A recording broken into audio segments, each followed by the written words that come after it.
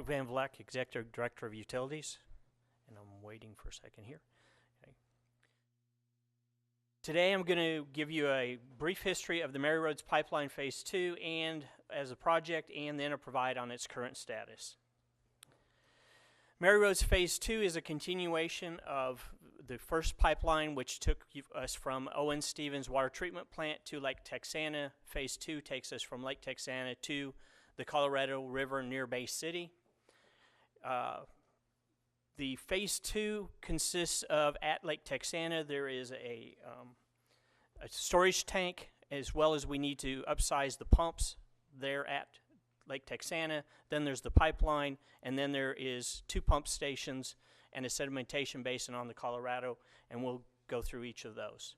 It was broken into 4 separate phases for construction and 4 separate contracts. 3 of those contracts were won by one contractor, and then the 4th one was another contractor.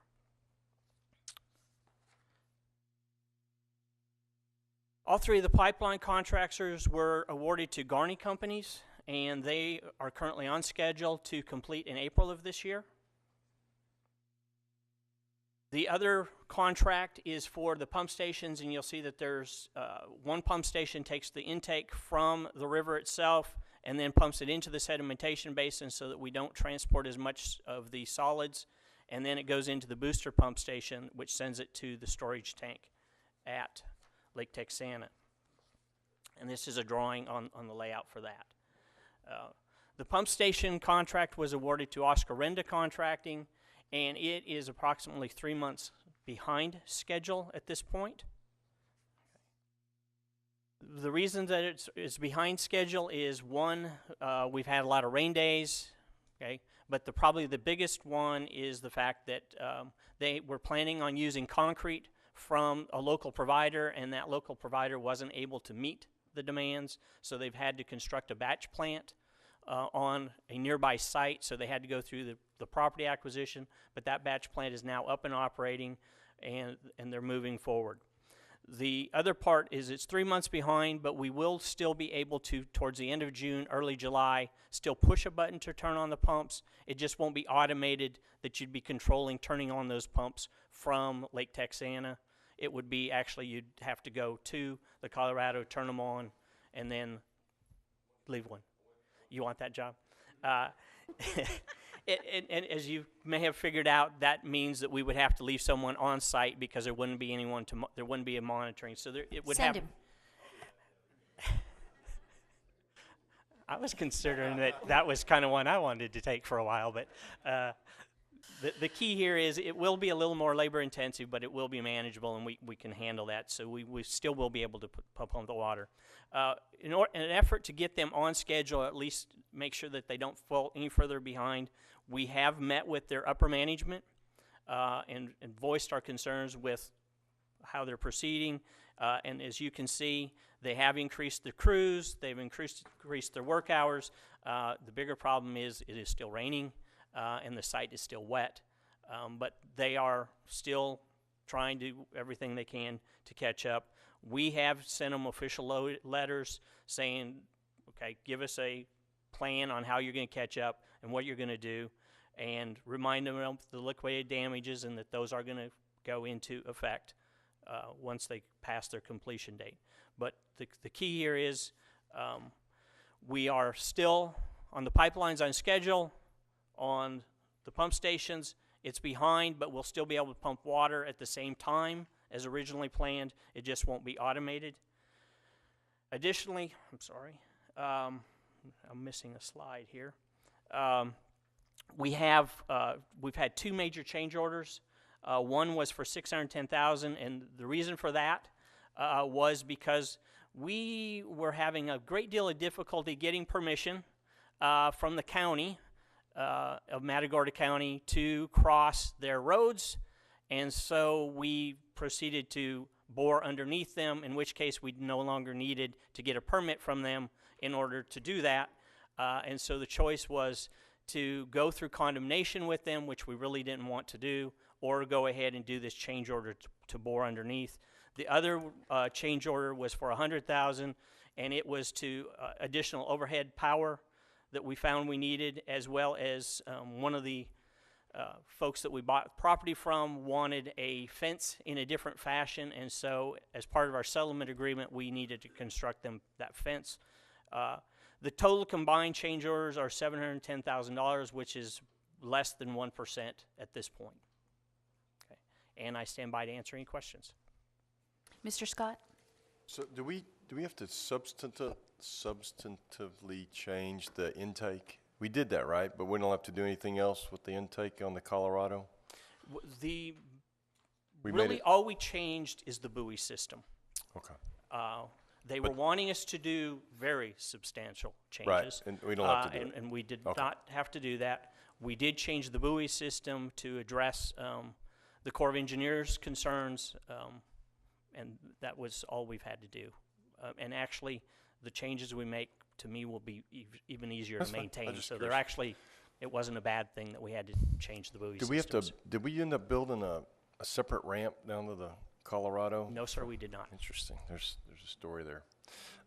So 27 rain days. How much when you do this, you build in rain days, right? Yes. So how many is 27? We built in 90 total for the contract period. 90.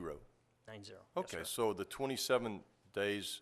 That's actual rain, okay? And this is where the issue is of the rains were substantial, and so that they weren't able to get to work the next day or the following day. Sometimes it was a week before they could get back to work because it was so wet. So is that if it's a week, is that 7 rain days? We're not looking at giving them time extensions at this point, no, I was sir. just curious, because, yeah, well, okay, but they built in 90 days. They shouldn't be behind. Right. The bigger issue at the very beginning was when it was before the rain, they weren't able to get the concrete when they needed it, and the batch plant, and by the time they got it up, we were into the raining Well, the good news is it's raining a lot up in that area. That's what you need to say, Lake a lot. Texana There's is a lot of rain. keeping fairly Because full. it generally does yes, stay sir. full. All right, so, but at the end of June, we'll be bringing down our allotted amount of water through the pipeline? We can. Why do we want to? We do want to, right? We're running through the numbers to see the most cost-efficient way to do that. If the reservoirs don't fill, right? yes, that's we'll be bringing it. Absolutely. Okay, that's what absolutely. The issue is if the reservoirs do fill, then we need to run the numbers and determine whether we want to continue, and then we just have that as a base rate that we include in our rates. Okay, because there's going to be an energy cost there that isn't associated with coming from the reservoirs, because you're going to have to run those pumps, and there's a certain amount we're going to want to run them all the time anyway, just so that you don't have the water settling and then having to start and stop. It's just, do you want to run all the pumps all the time is the main question. Okay, but we're in the middle of the fiscal year, and we thought it was going to come online June 1. Yes, so did we build in the cost of running it some amount of time? I didn't build in to run it 100% of the time, but I did build in enough that I figured we would be running it some. Okay. Okay. So as a base flow. So we're prepared financially to begin a base flow. Yes, sir. In into June sometime, and assuming it's not going to rain, which if it rains, fine. But if it doesn't rain, we have the capacity to bring as much water as we're paying for beginning in July 1. The key here is the water we own there. We own it. Yes, sir. So as opposed to Lake Texana water, which we have a take-or-pay contract, which we always try to take that first. Yep, right. Okay, and then we would augment it from the Colorado, okay, as we need it. Yes, sir. That's an interesting conversation, because I would think that we would want to use all of that water that we can, and you're saying, well, you can, it's just costs money. Yes, sir. And you've got water coming down the Nueces that you can use at much less cost. Yes, sir.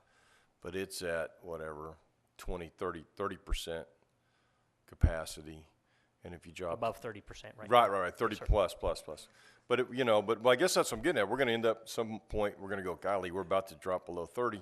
We're actually want going to to have start that turning the discussion pumps on next week. Yes, sir. Okay, thanks. So the good news is we can, if we want, have water flowing July 1. Yes, sir. Okay, thank you, sir. Thank you, Mr. Scott. Mr. Garza? Thank you, Mayor. Couple of questions. I guess this number here, 160, I've seen at times 159, 953, rounding it up, 160. But I'd seen figures of 164, and sometimes I've seen them as high as 170. Did we have contingency numbers in there for the 710,000? Or, I mean, it's great. It's just 1%, less than 1% in terms of coming over the contract, but sometimes we have contingency for some of the projects. This is actual change orders, is the 710, which were taken out of the contingency that was in the budget. Yes, sir. That was his question. Yeah. That was the question. How much do we have in how much did we have originally in contingencies? Let me look here. Was it 10%? 10%. Oh, okay. So we're pretty good shape. Yes, sir. And then just the issue that we overcame, I guess the judge's reluctance to be able to use the roads. The entire commissioner's court was very reluctant to give us the road crossing permits. Okay. Well, great. Thanks. Thank you. Mr. McGill? Thank you, Mayor. Could you go forward to slide 10 real quick? There you go. Okay. Yeah, I think that illustrates the change orders right there. Yes, I'm sorry. Okay, okay. was Now it's gone. out of order. Now it's back. Okay. Thank you, Rick. Where that illustrates right there where you're at less than 1% of total Yes. contract value, and that comes from contingency. Yes, Okay. My question is, on the very last page of each city manager report, we have a status of our reservoir system, and it has second line from the bottom. It states, this does not include water from Lake Texana. When are we going to have the discussion about our combined water system, and that determines our total availability of water? Because we are at 30.6, and I know we'll have that conversation next week, but it says system total figures do not include Lake Texana capacity figures. I think they've, and you can correct me if I'm mistaken on this, Mark, but I think they've already developed an indexing system, and it's just a matter of starting to use it. That's great news. That's great news. I'm okay, good. When are we going to have that discussion here? When do you want to start using it, Mark? I'm ready to use it whenever you want to. Okay, that's why I'm asking. How So about the next city manager report? if We can show you if what y'all it are is. open to that, I think that gives us a clear view of availability Can of you water. incorporate that into your discussion next week on the drought contingency plan? I'm going to give you it's not going to be on the drought contingency plan, but where we are in the drought and the next step in the plan. And in that, yes, I can talk about the index as it relates to total supplies Good. versus the reservoir system. Good. Great. And just to kind of hedge your curiosity on that, we are at about 50% of our available capacities. Okay, excellent. Thank you. Without the Colorado River. That number will change as soon as we have that 35,000 acre feet. 35,000 acre feet added to that index. Right, and that's a great point, Councilman Scott, when you said it's raining where we have a pipeline intake. I agree. So, thank you, Mayor. Yeah, you're welcome. You know, all the foresight that had to do with this water planning, if we didn't have Mary Rhodes Phase 1, if we didn't have Mary Rhodes Phase 2, can you imagine where we'd be? We would not even be the global economy that we are today. And also, frankly, with the forward thinking and diversifying with the affluent, and now with our exercise with the desal, with industry of that feasibility, hopefully that will unfold into something that will be real. Time will tell on that, but I know it takes a lot of time with staff, and water was a huge priority the last few councils, as it should have been. And I think it's proved to be time well spent and investment well spent. But I do want to acknowledge Gus with Mark Van Vleck, and Bill Green was also a part of this. And when we were dealing with county judge in Matagorda, everyone across the state, I say we're one of the few exceptions that are not in a huge water crisis. And that truly has shaken the shoulders of all city planners. And some cities, you know, over 100% increases in their utility water rates. And but with all that said, I think Mark and Bill Green and your team and Tom Tagliabue, of you all working through this with the county judge, because his job was to dig in his heel, and he did a good job at it. Yes, ma'am. Yeah, and but in the end, with the outreach and also, frankly, with the help that we had with the city mayor there, and that was later on, in the end, in the meetings that we had and support and the public meeting that we had towards the end as well. I really want to acknowledge the city's work, because that less than 1% of over on a change order that you just stated, it could have been a lot worse. Not only having to deal, you know, not so much with it could have been a lot worse as far as with what they were asking, and also potential added attorney costs, not to mention the delay, more delays in this project. So I just want people to be very mindful of Mr. Olson, of your team, of how they handled that. They really did yeoman's work. Thank you, Mayor, and thanks for bringing that up. And with that, I want to acknowledge both Mark and Gus Gonzalez. Gus did a yeoman's work on that particular piece of the project, and you're right, things could have been much more difficult than they turned out to be. Yeah, so thank you. Job well done.